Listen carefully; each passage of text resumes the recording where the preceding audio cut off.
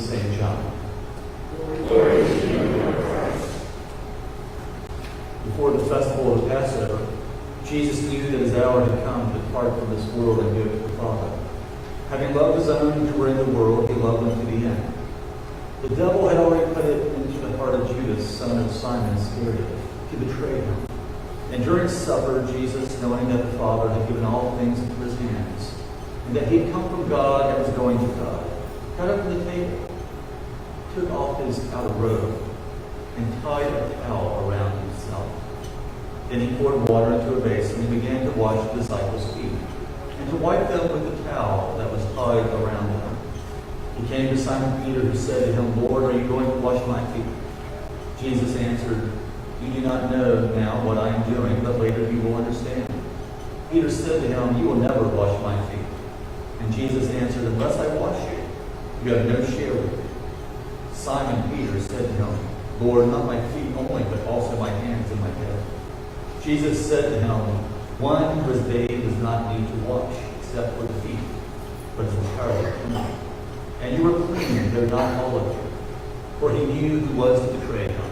And for this reason he said, Not all of you are clean.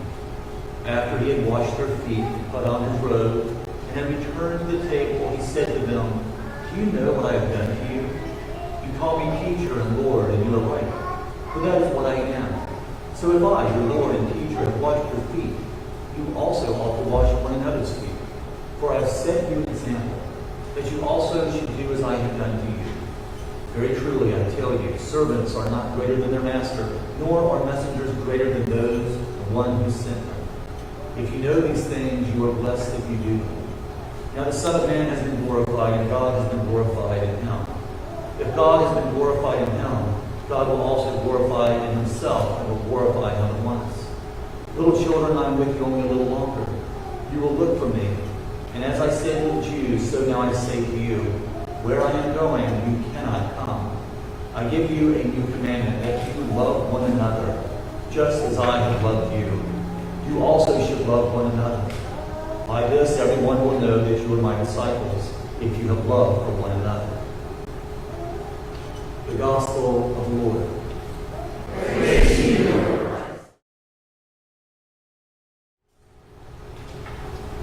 Where true charity is, God is there. Where true charity is, love prevails. Throughout the world, there are many people dedicated to provide many services. If we're looking for charity this evening, what types of occupations would you expect to be charitable? Maybe you're thinking a teacher. What about a nurse? How about a judge? Police officer? What about someone who works in a retirement home? Your grocer? Your mailman? Someone has to be charitable in this world. But of all the world's occupations, would you consider a person who gives you a pedicure someone who's charitable? I know that sounds rather scandalous on nights such as Maundy Thursday, but it's worthy because there was a headline when there was another dark cloud that passed over our world, to where the headline rang, Seniors are at risk if salons shut down. I'm not making this up. It was in a state to which I will not disclose, California.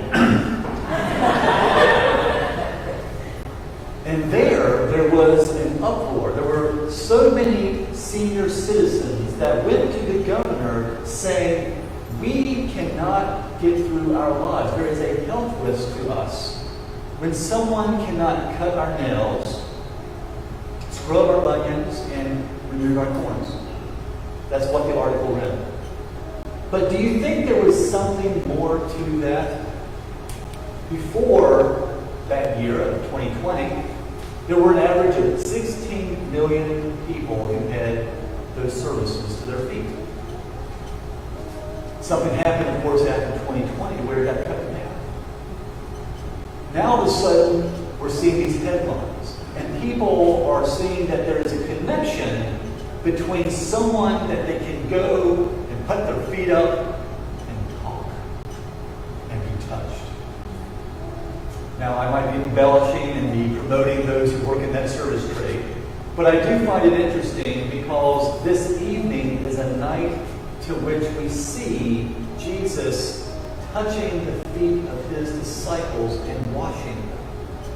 And he's quite methodical in the way that he does it. There's a little bit of a conversation between Peter and Jesus before that event takes place. And Peter wants to express not only to Jesus, but to all the other 11 that he was not worthy. Now, Jesus, I think, addresses him correctly and says, "Oh, I will wash your feet." But Jesus also said, there's something more that's happening here tonight. Peter had no idea, the disciples had no idea. At a foot washing that we see in a Maundy Thursday, the usual suspects of the 12 disciples who will come up at one point or another here this evening, they may not even know what they're going to expect. But it must have been quite a moving experience to see Jesus kneel before them and do something that was quite incredible. We have nice shoes. I see a lot of us are wearing nice shoes. Back in the day of Jerusalem and the days of which Jesus and his disciples would have walked around the world, they had sandals. Now sandals don't keep all the dirt out. And obviously when they're walking for a full day and miles of dirt on those feet, and they come into that evening where I'm sure their feet are completely discolored. That's the last thing that they would want someone to touch. And definitely not their teacher, not their rabbi, certainly not Jesus. Can you imagine what they must have thought? Now, Peter, once he came around understanding that Jesus was in fact going to do this, he then went even further and raised the ante and said, well, while we're at it, I think I should also get my hair washed and a full body scrub. What he was really saying is that I'm not clean. I need to be fully clean. And Jesus said, we'll be just fine with the feet. We will wash you and we will make you ready. You see, Jesus was not giving what people thought he was giving. He wasn't just trying to make their appearance look better. He wasn't trying to make sure they were suitable for the host or the hostess of the house who said make sure they clean their feet before they come to the table. There was something much more than that. When I think of the word cure, which is the second syllable before petty, cure is a Latin phrase that is associated with care. And what we have determined in the theological world is that curing cannot take place until there is caring. That's why the two words are synonymous. They go together like hand and foot. Jesus was going to care for them. He wasn't going to give them a pedicure. He was going to give them a ready cure. He knew what was going to happen on the other side of the Passover. He already knew that the people were coming after him. He already knew that the crucifixion was ahead. And therefore, he had to show them what strength looked like, what love looks like. Love is about going with that person to a place that they don't want you to go with them. Do you have anyone like that in your life? Do you have anybody that you know that they would rather you go with them a certain distance, but not the full measure? Jesus says, I don't want to go with you just into the front entry. I want to go all the way into the full room of your soul. I want to go all the way in, and I want to clean your house. I want to make you whole. I want to make you ready, because you are called to serve. I wonder what would have happened to the sub-apostolic church, those disciples, and going forth and creating the church as we know it, if he had not done that act of washing their feet. Don't you think, if you just took that account out, that the disciples would be thinking, well, we heard what Jesus said, and he was miraculous and all that, but as far as us going to the lowest of the low and the farthest of the far, and doing the unspeakable with the unspeakables and going to, I don't know, the Gentiles. Do you think they would have done that if Jesus did not show them how it looked? I wonder. Ubi caritas. Ubi caritas Deus estis, which is where true charity is, God is there. The song, which we do sing on Maundy Thursday, was further revised to be Ubi caritas et amor, which is where true charity is, love prevails. Where does love prevail? Where are you called as disciples of Jesus, called to go into the world to serve and walk with others? They may not want you to, but you're there, you're ready, you're willing, and you want to care for them.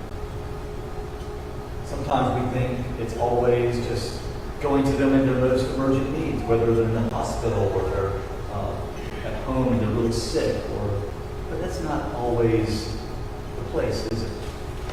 It could be you come into the church and you hear someone in the back who might be crying, or you just know that they're removed and drawn, and you go to them and say, how can I be of love to you? How can I be the hands and feet of Jesus for you right now?